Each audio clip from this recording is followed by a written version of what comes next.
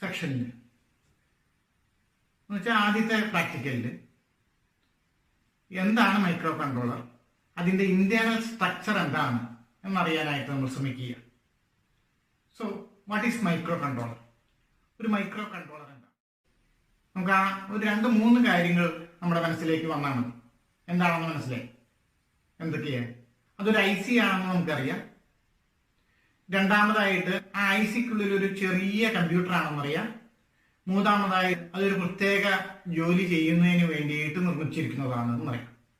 So micro controller is A micro computer fabricated on a single chip dedicated to perform a specific task.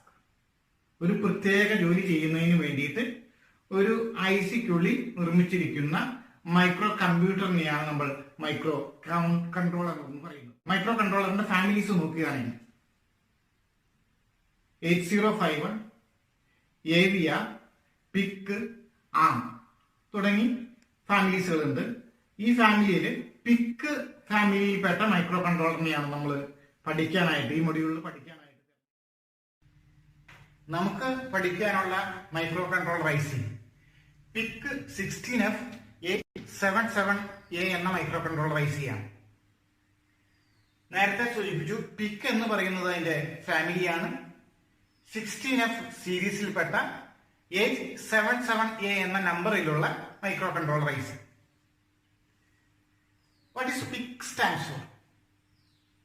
Programmable Interface Controller. Programmable Interface Controller. F stands for Flash Memory. Program മെമ്മറിയാണ് ഉദ്ദേശിക്കുന്നത്. Flash technology ഉപയോഗിച്ചിട്ടുള്ളതാണ്. 877 എന്ന IC ഉണ്ട്. അതിന്റെ upgrade version ആണ് 77A. So A stands for advance. അപ്പൊ ഇതിലെ ഭാഗങ്ങളെല്ലാം clear ആയി കാണും. PIC 16F877A. ഇനി അതിന്റെ ഇന്റേണൽ സ്ട്രക്ചറിലേക്ക് പോകുന്നതിന് മുമ്പ് ഒരു ജനറൽ ആയിട്ട് ഒരു മൈക്രോ കൺട്രോളർ എങ്ങനെ വർക്ക് ചെയ്യും? അത് ഇൻപുട്ടിൽ നിന്ന് ഡാറ്റയെ സ്വീകരിക്കുന്നു, പ്രോഗ്രാമിൽ പറഞ്ഞിരിക്കുന്ന നിർദ്ദേശങ്ങൾക്കനുസരിച്ച് ആ ഡാറ്റയെ പ്രോസസ്സ് ചെയ്യുന്നു, റിസൾട്ടന്റ് ഡാറ്റ എന്ത് ചെയ്യുന്നു? ഏത് പ്രവൃത്തിയാണോ ചെയ്യേണ്ടത് ആ പ്രവൃത്തി ചെയ്യാൻ വേണ്ടിയിട്ട് ഉപയോഗിക്കുന്നു. അല്ലെ, നമ്മൾ നേരത്തെ പറഞ്ഞത് സ്പെസിഫിക് ടാസ്ക് ആണ് ചെയ്യുന്നത്. അപ്പൊ ആ ടാസ്ക് ചെയ്യാനായിട്ട് റിസൾട്ടന്റ് ഡാറ്റ ഉപയോഗപ്പെടുത്തും. ഇനി നമുക്ക് അതിന്റെ ഉൾഘടന എങ്ങനെയാണെന്ന് നോക്കാം. ആദ്യമേ തന്നെ നമുക്ക് മൈക്രോ കൺട്രോളറിന്റെ ഭാഗങ്ങൾ ഏതെല്ലാമാണെന്ന് നോക്കാം. അത് കഴിഞ്ഞ് ഓരോ ഭാഗങ്ങളിലേക്കും വരാം. ഏറ്റവും പ്രധാനപ്പെട്ട ഭാഗം നമുക്കറിയാം, central processing unit. Data process ചെയ്യുന്നത് ഈ ഭാഗത്തായിരിക്കും. മെമ്മറിയിലേക്ക് വരികയാണെങ്കിൽ 2 ഭാഗങ്ങൾ, പ്രോഗ്രാം മെമ്മറിയും ഡാറ്റ മെമ്മറിയും. മൈക്രോ കൺട്രോളറിന്റെ പ്രവർത്തനം എങ്ങനെ ആയിരിക്കണം എന്ന് തീരുമാനിക്കുന്നത് നാം നൽകുന്ന ഇൻസ്ട്രക്ഷൻസ് ആണ്. അത് മാറ്റമില്ലാതെ സൂക്ഷിക്കാനായിട്ട് റീഡ് ഒൺലി മെമ്മറി വേണം. അതാണ് പ്രോഗ്രാം മെമ്മറി. അതുപോലെ പ്രോസസ്സ് ചെയ്യുന്നതിനായിട്ട് ഉപയോഗിക്കുന്ന ഡാറ്റ താൽക്കാലികമായിട്ട് സൂക്ഷിച്ചു വെക്കുന്നത് റാൻഡം അക്സസ് മെമ്മറി, ഡാറ്റ മെമ്മറിയിലായിരിക്കും. അതേപോലെ തന്നെ ചില സ്പെഷ്യൽ സിറ്റുവേഷൻസിനെ ഹാൻഡിൽ ചെയ്യാനായിട്ട് CPU സഹായിക്കുന്ന 2 ഘടകങ്ങൾ, ഇന്ററപ്റ്റും WDTയും. മൈക്രോ കൺട്രോളറിലേക്ക് ഇൻപുട്ടും ഔട്ട്പുട്ടും പെരിഫറൽസ് കണക്ട് ചെയ്യേണ്ട ഡിവൈസസുകൾ കണക്ട് ചെയ്യേണ്ടതായിട്ട് വരും. അതിനുള്ള സംവിധാനമാണ് ഈ പോർട്ടുകൾ, IO പോർട്ടുകൾ, ഇൻപുട്ട് ഔട്ട്പുട്ട് പോർട്ടുകൾ. അതേപോലെ തന്നെ നമുക്ക് ഇവിടെ കാണാനായിട്ട് സാധിക്കും പവർ സപ്ലൈ ഉണ്ട്, റീസെറ്റ് ഉണ്ട്, ടൈമർ. ചിലപ്പോൾ ചില പ്രോഗ്രാമുകളിൽ മൈക്രോ കൺട്രോളറിന് സമയദൈർഘ്യത്തിന്റെ അടിസ്ഥാനത്തിൽ പ്രവർത്തിക്കേണ്ടതായിട്ട് വരും. ആ സമയത്ത് CPU സഹായിക്കുന്നതാണ് ടൈമർ മൊഡ്യൂള്. സീരിയൽ കമ്മ്യൂണിക്കേഷൻ പ്രോട്ടോക്കോളുകളായ 3 പ്രോട്ടോക്കോളുകൾ അടങ്ങിയ ഘടകം, അത് മറ്റു ഡിവൈസസുകളുമായിട്ട് ഡാറ്റ കമ്മ്യൂണിക്കേറ്റ് ചെയ്യുന്നതിന് സഹായിക്കുന്നു. ഓസിലേറ്ററി സർക്യൂട്ട് ഉണ്ട്. Analogue to digital converter, analogue സിഗ്നലിനെ ഡിജിറ്റൽ സിഗ്നലായിട്ട് കൺവേർട്ട് ചെയ്യുന്ന ഭാഗം. അതേപോലെ തന്നെ വേവ് ഫോം ജനറേഷന് സഹായകരമായ ക്യാപ്ചർ കമ്പയർ PWM മൊഡ്യൂള്. ഇത്രയും ഭാഗങ്ങളാണ് ഇതിനകത്തുള്ളത്. ഇനി ഓരോന്നും ഏതെല്ലാമാണെന്ന് നമുക്ക് ഒന്നുകൂടി നോക്കാം. ഒരു മൈക്രോ കൺട്രോളർ പ്രവർത്തന സജ്ജമാകുന്നതിന് നമ്മൾ അടിസ്ഥാനപരമായിട്ട് 3 കാര്യങ്ങൾ പ്രൊവൈഡ് ചെയ്യേണ്ടതുണ്ട്. ഒന്ന്, അതിന് പവർ കൊടുക്കണം. 2, അതിന് ക്ലോക്ക് സിഗ്നൽസ് കൊടുക്കണം. 3, റീസെറ്റ് വോൾട്ടേജ് കൊടുക്കണം. ഇപ്പോൾ നമ്മൾ നോക്കുക, പവർ സപ്ലൈ 2 വോൾട്ട് തുടങ്ങി 5.5 വോൾട്ട് വരെ കൊടുക്കാമെന്നാണ് എഴുതിയിരിക്കുന്നത്. നോർമലി നമ്മൾ എന്ത് ചെയ്യും? റെഗുലേറ്റഡ് 5 വോൾട്ട് DC 5 വോൾട്ട് കൊടുക്കും. അതേപോലെ തന്നെ റീസെറ്റ് പിന്നിലേക്ക് 40 പിന്നിൻ്റെ IC ആണ് നമ്മൾ പഠിക്കുന്നത്. അതിനകത്ത് 4 പിന്നുകൾ പവർ സപ്ലൈക്ക് വേണ്ടിയിട്ട്, 2 പിന്നുകൾ പ്ലസ് സപ്ലൈക്കും 2 പിന്നുകൾ മൈനസ് സപ്ലൈക്ക് വേണ്ടിയിട്ടും കൊടുക്കും. റീസെറ്റിന്റെ ഒരു പിന്നിലേക്ക് ഈ പ്ലസ് വോൾട്ടേജ് തന്നെ എടുത്തിട്ട് കൊടുക്കും. കാരണം റീസെറ്റ് പിന്ന് വെറുതെ ഇടാനായിട്ട് സാധിക്കില്ല. ആ റീസെറ്റ് പിന്നിൽ എപ്പോഴാണോ ഗ്രൗണ്ട് കണക്ട് ചെയ്യപ്പെടുന്നത് ആ സമയത്ത് മൈക്രോ കൺട്രോളർ റീസെറ്റ് ആകും. അപ്പൊ നോർമൽ ഓപ്പറേഷന് വേണ്ടിയിട്ട് അതിലേക്ക് ഈ 5 വോൾട്ട് തന്നെ, ആ പിന്നിലേക്ക് റീസെറ്റ് പിന്നിലേക്ക് 5 വോൾട്ട് തന്നെ കൊടുത്തിരിക്കും. ഇനി ഓസിലേറ്റർ സർക്യൂട്ടിലേക്ക് വരികയാണെങ്കിൽ, ഓസിലേറ്റർ സർക്യൂട്ട് എന്തിനു വേണ്ടിയിട്ടായിരിക്കും? ക്ലോക്ക് പൾസുകൾ ജനറേറ്റ് ചെയ്യാനായിട്ട് വേണ്ടിയിട്ടാണ്. ഒരു നിശ്ചിത ഫ്രീക്വൻസിയിലുള്ള ക്ലോക്ക് പൾസുകൾ ജനറേറ്റ് ചെയ്യാനായിട്ടാണ്. അതാണ് CPU-വിന്റെ പ്രവർത്തനത്തിന് വേണ്ടിയിട്ട് ഉപയോഗിക്കുന്നത്. CPU ഇൻസ്ട്രക്ഷൻസിനെ എക്സിക്യൂട്ട് ചെയ്യുന്നത് ഈ ക്ലോക്ക് പൾസിന്റെ അടിസ്ഥാനത്തിലായിരിക്കും. ഇവിടെ ഇന്റേണലും എക്സ്റ്റേണലുമായിട്ടുള്ള ഓസിലേറ്റർ ഉണ്ട്. ഈ എക്സ്റ്റേണൽ ഓസിലേറ്ററിലാണ് 2 പിന്നുകൾ പുറത്തേക്ക് ഉണ്ടാകും. അവിടെ നമ്മൾ എന്ത് ചെയ്യും? ഒരു ക്രിസ്റ്റൽ കണക്ട് ചെയ്യും. ഇവിടെ നോക്കുക, 0 to 20 മെഗാഹെർട്സ് എന്ന് എഴുതിയിട്ടുണ്ട്. 20 മെഗാഹെർട്സ് വരെ ഈ ഉള്ള ഫ്രീക്വൻസികളിൽ ഈ മൈക്രോ കൺട്രോളറിന് വർക്ക് ചെയ്യാനായിട്ട് സാധിക്കും. അപ്പൊ 20 മെഗാഹെർട്സ് വരെയുള്ള ഏതെങ്കിലും ഒരു ക്രിസ്റ്റൽ, നോർമലി നമ്മൾ 4 മെഗാഹെർട്സ് അല്ലെങ്കിൽ 20 മെഗാഹെർട്സിന്റെ ഒക്കെ ക്രിസ്റ്റലാണ് യൂസ് ചെയ്യുന്നത്. ക്രിസ്റ്റലിന്റെ പ്രത്യേകത എന്താ? അതിന് സ്റ്റേബിൾ ആയിട്ടുള്ള ഫ്രീക്വൻസി കൊടുക്കാനായിട്ട് എപ്പോഴും പ്രൊവൈഡ് ചെയ്യാനായിട്ട് സാധിക്കും. അപ്പൊ 20 മെഗാഹെർട്സ് ആകുമ്പോൾ സ്പീഡ് കൂടുതലായിരിക്കും, CPU-വിന്റെ എക്സിക്യൂഷൻ സ്പീഡ് കൂടുതലായിരിക്കും എന്നർത്ഥം. ഇവിടെ നോക്കുക, CPU-യിലേക്ക് വരികയാണെങ്കിൽ സെൻട്രൽ പ്രോസസ്സിംഗ് യൂണിറ്റ്. എന്തെല്ലാം ഭാഗങ്ങളാണ് CPU-യിലുള്ളത്? നിങ്ങൾ കേട്ടിട്ടുള്ളതാണ്, കഴിഞ്ഞ മൊഡ്യൂളിൽ പഠിച്ചിട്ടുള്ള CPU. അതിനകത്ത് ALU എന്ന ഭാഗമുണ്ട്, അരിത്തമെറ്റിക് ലോജിക് യൂണിറ്റ്. അരിത്തമെറ്റിക് ഓപ്പറേഷനും ലോജിക് ഡിസിഷനും എടുക്കാൻ കഴിവുള്ള ALU എന്ന ഭാഗം. അതേപോലെ തന്നെ CPU-ന്റെ മറ്റു ഭാഗം എന്താ? കൺട്രോൾ യൂണിറ്റ് ഉണ്ടാവും. ഈ മൈക്രോ കൺട്രോളറിന്റെ എല്ലാ ഘടകങ്ങളെയും കൺട്രോൾ ചെയ്യുന്നത് ഈ കൺട്രോൾ യൂണിറ്റ് ആയിരിക്കും. അതേപോലെ തന്നെ ഒരു അല്പം മെമ്മറി ഉണ്ടാവും. അപ്പൊ CPU-യിൽ ഉണ്ടാകുന്ന ഘടകങ്ങൾ ALU ഉണ്ടാകും, കൺട്രോൾ യൂണിറ്റ് ഉണ്ടാവും, അല്പം മെമ്മറിയും ഉണ്ടാകും. ഈ ഭാഗത്താണ് നമ്മുടെ ഡേറ്റകളെ പ്രോസസ്സ് ചെയ്യുന്നത്. മെമ്മറിയിലേക്ക് വരുമ്പോൾ, മെമ്മറി മെയിനായിട്ട് 2 മെമ്മറികളാണ് ഉള്ളത് എന്ന് പറഞ്ഞു. പ്രോഗ്രാം മെമ്മറി ഉണ്ട്, ഡേറ്റ മെമ്മറി ഉണ്ട്. എന്താണ് പ്രോഗ്രാം മെമ്മറി? പ്രോഗ്രാം മെമ്മറിക്ക് ഉള്ളിൽ എന്താണ്? ഇത് എപ്രകാരം വർക്ക് ചെയ്യണം? ഈ മൈക്രോ കൺട്രോളർ എപ്രകാരം വർക്ക് ചെയ്യണം? അതിന്റെ ജോലി എന്താണ്? ഏത് ക്രമത്തിൽ വർക്ക് ചെയ്യണം? ഏത് രീതിയിൽ വർക്ക് ചെയ്യണമെന്ന് കൃത്യമായിട്ട് എഴുതിയിരിക്കുന്ന നിർദ്ദേശങ്ങളാണ് പ്രോഗ്രാം മെമ്മറിയിലുള്ളത്. ഒരു തിരക്കഥ രൂപത്തിൽ എഴുതിയിരിക്കുന്നതാണെന്ന് നമുക്ക് പറയാൻ പറ്റും. നിങ്ങൾ കഴിഞ്ഞ വർഷം ചെയ്ത ഒരു സ്കിറ്റ് നിങ്ങൾ ഓർക്കുന്നുണ്ടാവും. എന്തിനാ? ലഹരിക്കെതിരെ, NSSന്റെ ഭാഗമായിട്ട് ലഹരിക്കെതിരെ ബോധവൽക്കരണം നൽകുന്ന ഒരു സ്കിറ്റ് നിങ്ങൾ ചെയ്തു. അതിൻ്റെ അതെന്താ നിങ്ങൾ ചെയ്തത്? ആദ്യം ഒരു തിരക്കഥ ഉണ്ടാക്കി, ഓരോരുത്തരും ഓരോ സമയത്തും എപ്രകാരം പ്രതികരിക്കണം, ഓരോ മൈന്യൂട്ട് കാര്യങ്ങളും അതിൻ്റെ അകത്ത് രേഖപ്പെടുത്തി വെച്ച സ്കിറ്റ് തയ്യാറാക്കിയത്. ആ തിരക്കഥയുടെ അടിസ്ഥാനത്തിൽ നമ്മൾ പ്രാക്ടീസ് ചെയ്തു.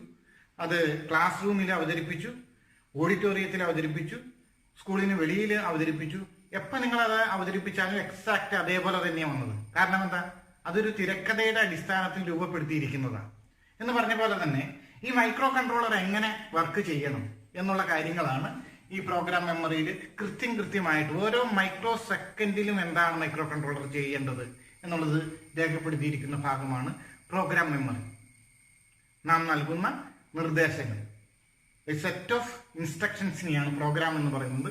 ആ പ്രോഗ്രാം കോഡുകളാണ് പ്രോഗ്രാം മെമ്മറിയിൽ എഴുതിയിരിക്കുന്നത്, സ്റ്റോർ ചെയ്തിരിക്കുന്നത്. 8K ROM ആണ് പ്രോഗ്രാം മെമ്മറി എന്ന് പറയുന്നത്. ഇത് ഈ മൈക്രോ കൺട്രോളറിൽ 8K ROM ആണ്. 8K ലൊക്കേഷൻസ് ഉണ്ടാവും. 8 × 1024, 8192 ലൊക്കേഷൻസ് ഇതിനകത്തുണ്ടാകും. അതിൻ്റെ ഡീറ്റെയിൽസ്, മെമ്മറി ഓർഗനൈസേഷനെ പറ്റിയുള്ള ഡീറ്റെയിൽസ് വരുന്ന വീഡിയോകളിലുണ്ട്. അപ്പോൾ നമുക്ക് കൂടുതൽ അതിനെപ്പറ്റി മനസ്സിലാക്കാം. ഡാറ്റ മെമ്മറിയിലേക്ക് വരുമ്പോൾ ഡാറ്റ മെമ്മറി രണ്ട് ഭാഗങ്ങളായിട്ട് തിരിച്ചേക്കുന്നത് കാണാനായിട്ട് പറ്റും. SFR ഉണ്ട്, GPR ഉണ്ട്, ജനറൽ പർപ്പസ് രജിസ്റ്റർ.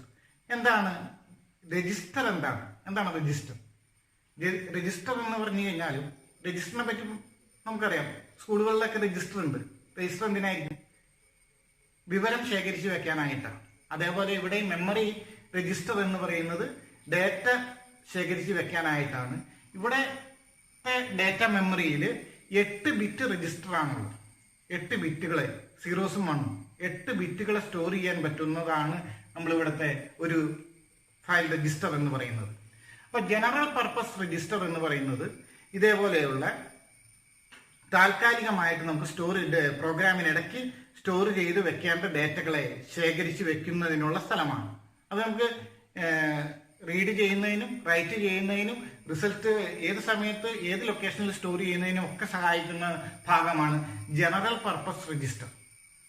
ഇനി സ്പെഷ്യൽ ഫംഗ്ഷൻ രജിസ്റ്റർ എന്ന് പറഞ്ഞു കഴിഞ്ഞാൽ ഇതേപോലെ തന്നെ, അത് പേരിൽ നിന്ന് തന്നെ നമുക്ക് മനസ്സിലാക്കാം. സ്പെഷ്യൽ ഫംഗ്ഷൻ ഒരു പ്രത്യേക ആവശ്യത്തിന് വേണ്ടിയിട്ടുള്ളതാണ്. ആ ഒരു കാര്യത്തിന് വേണ്ടി മാത്രമേ അത് യൂസ് ചെയ്യാനായിട്ട് പറ്റുള്ളൂ.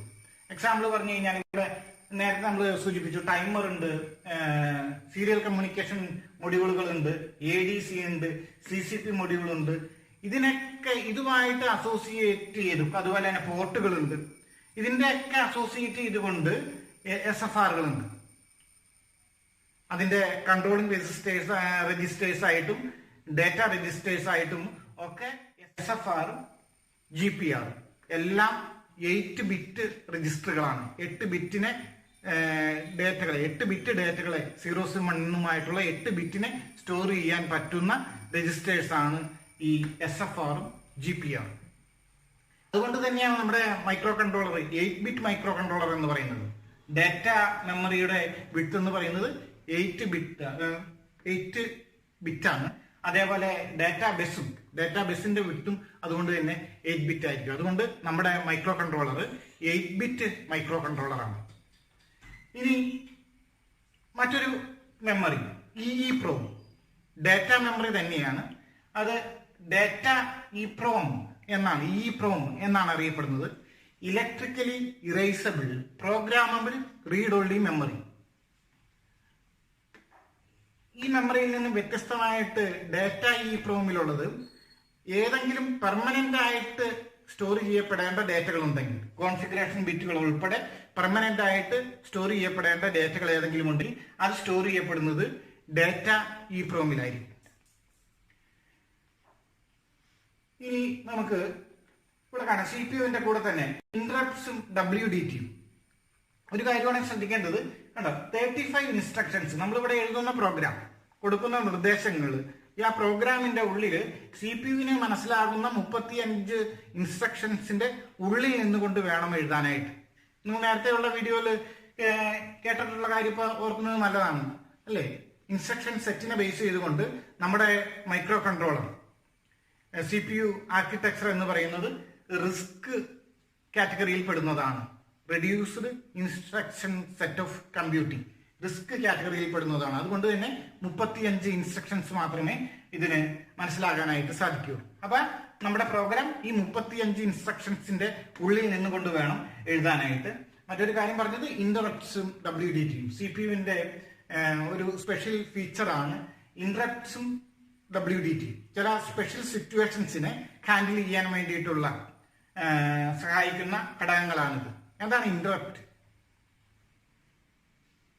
ഒരു മെയിൻ ആയിട്ടുള്ളൊരു പ്രോഗ്രാം എക്സിക്യൂട്ട് ചെയ്തുകൊണ്ടിരിക്കുന്നു, അതിനിടയ്ക്ക് സ്പെഷ്യലായിട്ട് അറ്റൻഷൻ വേണ്ട ഒരു കാര്യം വന്നു ചേരുകയാണ്. ആ സമയത്ത് എന്ത് ചെയ്യും? CPU അതിന്റെ മെയിൻ പ്രോഗ്രാം എക്സിക്യൂഷൻ എവിടെയാണോ എത്തിയത് അവിടെ നിർത്തുന്നു. പ്രത്യേകം ചെയ്യപ്പെടേണ്ട ജോലി എന്താണോ ആ ജോലി ചെയ്ത് വന്നിട്ട് തിരികെ എത്തുന്നു. അതാണ് ഇന്ററപ്റ്റ് എന്നുകൊണ്ട് ഉദ്ദേശിക്കുന്നത്.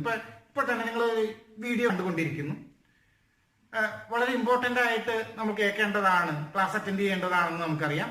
അതിൻ്റെ നമ്മളത് അത്രയും ശ്രദ്ധ കൊടുത്ത് കേട്ടുകൊണ്ടിരിക്കുന്നു. വാതിൽ ചാരിയിട്ടുണ്ട്, വീട്ടിൽ നിന്ന് ഒരാൾ വരികയാണ്, ഡോറിൽ മുട്ടുന്നു, എമർജൻസി ആയിട്ട് ഇന്ന കാര്യം ചെയ്യണമെന്ന് നിങ്ങളോട് ആവശ്യപ്പെടുകയാണ്. നിങ്ങൾ എന്ത് ചെയ്യും? നിങ്ങൾ കണ്ടുകൊണ്ടിരിക്കുന്ന വീഡിയോ അവിടെ പോസ്റ്റ് ചെയ്യുന്നു, എന്താണോ പറഞ്ഞ പെട്ടെന്ന് ചെയ്യേണ്ട ആ പ്രവൃത്തി, ഇമ്മീഡിയറ്റ് ആയിട്ട് അറ്റൻഷൻ കൊടുക്കേണ്ട പ്രവൃത്തി എന്തായിരുന്നോ ആ പ്രവൃത്തി ചെയ്യുന്നു, വീണ്ടും തിരിച്ചു വരുന്നു, വീഡിയോ പ്ലേ ചെയ്യുന്നു. ഇതുപോലെ തന്നെ മൈക്രോ കൺട്രോളറും ഒരു മെയിൻ പ്രോഗ്രാം എക്സിക്യൂട്ട് ചെയ്തുകൊണ്ടിരിക്കുന്നു. അപ്പോൾ ഒരു സ്പെഷ്യൽ ഇവന്റ് വരികയാണ്, അതിന് ഒരു സ്പെഷ്യൽ അറ്റൻഷൻ കിട്ടേണ്ടതാണ്, ഒരു ജോലി അവിടെ ചെയ്യാനായിട്ടുണ്ട്. മൈക്രോ കൺട്രോളർ ചെയ്തുകൊണ്ടിരിക്കുന്ന പ്രവർത്തനം അവിടെ സ്റ്റോപ്പ് ചെയ്യുന്നു, ആ സ്പെഷ്യലി ചെയ്യേണ്ട പ്രവൃത്തി ചെയ്യുന്നു, തിരിച്ച് മെയിൻ പ്രോഗ്രാമിലേക്ക് തിരിച്ചു വരും. അതിനെ സഹായിക്കുന്ന ഘടകമാണ് interrupt. Watch dog timer, WDT. ഒരു സമയവുമായിട്ട് ബന്ധപ്പെട്ട ടൈമർ എന്ന് പറയുമ്പോൾ നമുക്കറിയാം ഒരു സമയവുമായിട്ട് ബന്ധപ്പെട്ടതാണ്. വാച്ച് ഡോഗ് ടൈമർ ശരിക്കും ഇതേപോലെ ചിലപ്പോൾ ചില സോഫ്റ്റ്വെയർ മാൽഫാക്ചർ മുഖേന അല്ലെങ്കിൽ എന്താ പറയുക, ഒരു ലൂപ്പിൽ സ്റ്റക്കായി പോവുക. മൈക്രോ കൺട്രോളർ ഒരു ലൂപ്പിൽ സ്റ്റക്കായി പോവുക. ഈ കമ്പ്യൂട്ടറിന്റെ ഭാഷയിലൊക്കെ നമ്മൾ പറയുമ്പോൾ നമ്മുടെ ഭാഷയിൽ പറയാറുണ്ട് ഹാങ്ങായി പോവുക എന്ന് പറയാറുണ്ട്. ഹാങ്ങായി പോകുമ്പോൾ നമ്മൾ എന്താ ചെയ്യണത്? നമ്മളൊന്ന് അല്പനേരം കമ്പ്യൂട്ടർ ഹാങ് ആയി കഴിഞ്ഞാൽ ആ ഒരു അല്പനേരം നമ്മളൊന്ന് വെയിറ്റ് ചെയ്യുന്നു, ഓൾട്ട് കൺട്രോൾ ഡെല്ല് പ്രസ് ചെയ്യുകയോ അല്ലെങ്കിൽ റീസെറ്റ് ബട്ടണിൽ പ്രസ് ചെയ്തിട്ട് വീണ്ടും റീസെറ്റ് ചെയ്യാനായിട്ട് ശ്രമിക്കുന്നു. ഇതേപോലെ തന്നെ ഓട്ടോമാറ്റിക് ആയിട്ട് മൈക്രോ കൺട്രോളറിനെ റീസെറ്റ് ചെയ്യുന്നതാണ് WDT. ഏതെങ്കിലും ഒരു ലൂപ്പിൽ മൈക്രോ കൺട്രോളർ സ്റ്റക്കായി പോവുക, അപ്പൊ ഏതാനും ഒരു മില്ലി സെക്കൻഡ്സുകൾ വെയിറ്റ് ചെയ്യും, WDT വെയിറ്റ് ചെയ്യുന്നു. WDT മൈക്രോ കൺട്രോളറിനെ റീസെറ്റ് ചെയ്യും. അടുത്ത ഒരു കൂട്ടം ടൈമേഴ്സിലേക്ക് വരിക. ടൈമർ 0, ടൈമർ 1, ടൈമർ 2 എന്ന് പറഞ്ഞ് 3 ടൈമർ മൊഡ്യൂളുകൾ നമുക്ക് ഇവിടെ കാണാം. എന്തിനാണ് ടൈമറിന്റെ ഉപയോഗം? ടൈമർ ഒരു സമയ ദൈർഘ്യത്തെ സൂചിപ്പിക്കുന്നതാണെന്ന് നമുക്കറിയാം. ചില സന്ദർഭത്തിൽ മൈക്രോ കൺട്രോളറിന് ചില സമയ ദൈർഘ്യത്തിനനുസരിച്ച് പ്രവർത്തിക്കേണ്ടതായിട്ട് വരും. ഫോർ എക്സാമ്പിൾ ഇപ്പോൾ നോക്കിക്കഴിഞ്ഞാൽ ഒരു റൂമിൽ ഓട്ടോമാറ്റിക് ആയിട്ടൊരു ഫാൻ ഓൺ ചെയ്യാനും ഓഫ് ചെയ്യാനും സെറ്റ് ചെയ്ത് വെച്ചിരിക്കുകയാണ് കരുതുന്നത്. ഒരു നിശ്ചിത സമയം കൂടുമ്പോൾ ആ റൂമിലെ ടെമ്പറേച്ചർ സെറ്റ് ചെയ്യണം. ടെമ്പറേച്ചർ കൂടുതലാണെങ്കിൽ ഫാൻ ഓൺ ആവണം, ടെമ്പറേച്ചർ കുറവാണെങ്കിൽ ഫാൻ ഓഫ് ചെയ്യണം. അപ്പൊ ആ സമയ ദൈർഘ്യത്തെ മൈക്രോ കൺട്രോളറിനോട് CPU-വിനോട് സൂചന നൽകുന്നത് ടൈമറായി. ഇവിടെ 3 ടൈമർ മൊഡ്യൂളുകളാണുള്ളത്. ടൈമർ 0 8 ബിറ്റ് ആണ്, ടൈമർ 1 16 ബിറ്റ് ആണ്, ടൈമർ 2 8 ബിറ്റ് ആണ്. ഇനി വീണ്ടും സീരിയൽ കമ്മ്യൂണിക്കേഷൻ എന്ന് പറഞ്ഞു കഴിഞ്ഞാൽ എന്താ? ഓരോ ബിറ്റ് ബൈ ബിറ്റുകൾ ട്രാൻസ്ഫർ ചെയ്യുന്നതാണ്. കമ്മ്യൂണിക്കേഷൻ എഫക്റ്റീവ് ആവണമെങ്കിൽ, പൂർണ്ണമായും ഡേറ്റ ട്രാൻസ്ഫർ ചെയ്യണമെങ്കിൽ ഒരു നിയതമായ വ്യവസ്ഥയുടെ അടിസ്ഥാനത്തിൽ വേണം കമ്മ്യൂണിക്കേഷൻ നടത്താനായിട്ട്. കമ്മ്യൂണിക്കേഷൻ ഇപ്പൊ ഇവിടെ നടത്തേണ്ടി വരിക എന്താ? മൈക്രോ കൺട്രോളർ കമ്പ്യൂട്ടറുമായിട്ട് കണക്ട് ചെയ്യുക, മൈക്രോ കൺട്രോളർ മറ്റൊരു മൈക്രോ കൺട്രോളറുമായിട്ട് കണക്ട് ചെയ്യുക, SD കാർഡുകളായിട്ട് കണക്ട് ചെയ്യപ്പെടേണ്ടി വരിക, IR ആയിട്ട് കണക്ട് ചെയ്യപ്പെടേണ്ടി വരിക, പല പല സെൻസറുകളുമായിട്ട് കണക്ട് ചെയ്യപ്പെടേണ്ടി വരിക, പിന്നെ എന്താ ഡിസ്പ്ലേ കൺട്രോളുകളുമായിട്ട് കണക്ട് ചെയ്യപ്പെടേണ്ടി വരിക. അപ്പൊ പല സ്പീഡ് വ്യത്യാസമുള്ള ഡിവൈസസുകളുമായിട്ട് മൈക്രോ കൺട്രോളറിന് കമ്മ്യൂണിക്കേഷൻ നടത്തേണ്ടതായിട്ട് വരും. ആ സന്ദർഭത്തിൽ രണ്ട് കൂട്ടർക്ക് ഉൾക്കൊള്ളാൻ പറ്റുന്ന രീതിയിൽ വേണം കമ്മ്യൂണിക്കേഷൻ നടത്താനായിട്ട്. ഇപ്പോൾ ഒരു കാര്യം നോക്കി കഴിഞ്ഞ് കഴിഞ്ഞാൽ നമ്മൾ ക്ലാസ്സിലൊരു ടീച്ചർ നിങ്ങൾക്ക് നോട്ട് പറഞ്ഞു തരുന്നു. ഒരു നോർമൽ സ്പീഡിൽ പറഞ്ഞു തന്നാൽ നിങ്ങൾക്ക് എല്ലാ നോട്ടുകളും കൃത്യമായിട്ട് എഴുതിയെടുക്കാനായിട്ട് സാധിക്കും. ആ ടീച്ചർ സ്പീഡ് വല്ലാതെ കൂട്ടിക്കഴിഞ്ഞാൽ എന്ത് സംഭവിക്കും? കുറെ വാക്കുകൾ നിങ്ങൾക്ക് മിസ്സിംഗ് ആയി. അപ്പൊ ആ രണ്ട് കൂട്ടർക്ക് ഉൾക്കൊള്ളാനായിട്ട് പറ്റാത്ത സ്പീഡിലേക്ക് മാറും. അങ്ങനെയുള്ള അവസരത്തിൽ ഇവിടെ മൈക്രോ കൺട്രോളർ മറ്റ് ഡിവൈസുമായിട്ട് കമ്മ്യൂണിക്കേറ്റ് ചെയ്യുമ്പോഴും ഇതേപോലെ ഒരു നിയതമായ വ്യവസ്ഥയിൽ പ്രോട്ടോകോളിന്റെ അടിസ്ഥാനത്തിൽ കമ്മ്യൂണിക്കേഷൻ നടന്നില്ലെങ്കിൽ ഇതേപോലെ സംഭവിക്കും അല്ലെ. ഒരു ഡേറ്റ ട്രാൻസ്ഫർ ചെയ്യുന്നത് എപ്പോഴാണെന്ന് അറിയണം, ആ ഡേറ്റ തീരുന്നത് എപ്പോഴാണെന്ന് അറിയണം, രണ്ട് ഡിവൈസസിന്റെയും ടൈമിംഗ് ശരിയാവണം. അപ്പൊ ഈ കാര്യങ്ങളെല്ലാം ഉൾപ്പെടെ പല കാര്യങ്ങളും ശ്രദ്ധിക്കേണ്ടതായിട്ടുണ്ട്. അതൊരു പ്രോട്ടോകോളിന്റെ അടിസ്ഥാനത്തിലായിരിക്കണം. 3 ടൈപ്പ് സീരിയൽ കമ്മ്യൂണിക്കേഷൻ പ്രോട്ടോകോൾസുകൾ: SPI, I2C, USART. SPI serial peripheral interface, I2C integrated circuit, USART universal synchronous asynchronous receiver transmitter. അങ്ങനെ ഈ 3 ടൈപ്പ് സീരിയൽ കമ്മ്യൂണിക്കേഷൻ പ്രോട്ടോകോൾസുകളും നമ്മുടെ പിക്ക് മൈക്രോ കൺട്രോളറിലുണ്ട്. അടുത്ത ഭാഗം അനലോഗ് ടു ഡിജിറ്റൽ കൺവേർട്ടർ. നമുക്കറിയാം, ചില നമുക്ക് ഇവിടുന്ന് ലഭിക്കുന്ന ഇൻപുട്ട് സിഗ്നൽസുകൾ അനലോഗ് ആയിരിക്കും. മൈക്രോ കൺട്രോളറിന് CPU-ന് അത് പ്രോസസ്സ് ചെയ്യണമെങ്കിൽ ഡിജിറ്റൽ സിഗ്നൽ 0ഉം 1ഉമായിട്ട് കിട്ടണം. അപ്പൊ ഒരു റെഫറൻസ് വോൾട്ടേജിന്റെ അടിസ്ഥാനത്തിൽ ഈ അനലോഗ് സിഗ്നലിനെ ഡിജിറ്റൽ സിഗ്നലാക്കി മാറ്റുന്നതിന് വേണ്ടിയിട്ടുള്ള മൊഡ്യൂളാണ് ADC. വീണ്ടും നോക്കുക, CCP capture compare PWM മൊഡ്യൂളാണ്. CCP എന്താ പറയുക, ഒരു വേവ് ഫോം ജനറേഷനൊക്കെ സഹായിക്കുന്ന മൊഡ്യൂളാണ്. പല ഫ്രീക്വൻസിയുള്ള പല ഡ്യൂട്ടി സൈക്കിളിലുള്ള വേവ് ഫോം ജനറേറ്റ് ചെയ്യാനായിട്ട് ഈ മൊഡ്യൂൾ കൊണ്ട് സാധിക്കും. പല ഡിവൈസസുകളെയും കൺട്രോൾ ചെയ്യാനായിട്ട് ഈ CCP മൊഡ്യൂൾ കൊണ്ട് നമുക്ക് സാധിക്കും. ഏകദേശം എല്ലാ ഭാഗങ്ങളും മനസ്സിലായി എന്ന് കരുതുന്നു. ഇനി ഇതിന്റെ അടുത്ത എക്സ്പെരിമെന്റ് എന്ന് പറയുന്നത് പിൻ കോൺഫിഗറേഷൻ ആണ്. ഇപ്പൊ 40 പിന്നുള്ള IC ആണെന്ന് നമ്മൾ സൂചിപ്പിച്ചു. ഇവിടെ തന്നെ നമുക്കിത് മനസ്സിലായി. 4 പിന്നുകൾ പവർ സപ്ലൈക്ക് വേണ്ടിയിട്ട്, 1 പിന്ന് റീസെറ്റിന് വേണ്ടിയിട്ട്, 2 പിന്ന് ഓസിലേറ്ററിന് വേണ്ടിയിട്ട്, അതേപോലെ പോർട്ടുകളിൽ 33 പിന്ന്, അങ്ങനെ മൊത്തം 40 പിന്നാണ്. ആ പിന്നിന്റെ ഡീറ്റെയിൽസ് നമുക്ക് അടുത്ത എക്സ്പെരിമെന്റിൽ പഠിക്കാം. Thank you.